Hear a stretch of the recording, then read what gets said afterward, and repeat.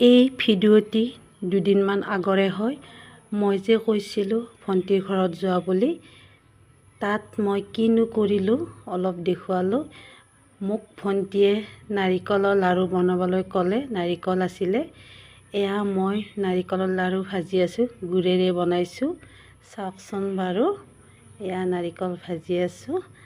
আনফালে তাই মাংস বনাইছিল, এয়া অলপ দেখুৱাই দিলোঁ।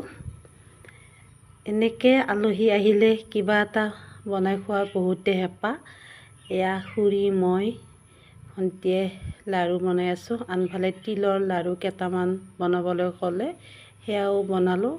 চাওকচোন বাৰু, এয়া তিলৰ লাড়ু বনাই আছোঁ। তাৰপিছত ভণ্টিয়ে ভাত বনালে, এয়া দুপৰীয়াৰ কাৰণে ভাত খাবলৈ ধৰিছোঁ। কেনেকুৱা লাগিছে চাওকচোন বাৰু, আপোনালোককো অলপ দেখুৱাই দিলোঁ। ধুনীয়া আয়োজন কৰিছে ভণ্টিয়ে। এয়া পনীৰ মাংস বনাইছে, বহুত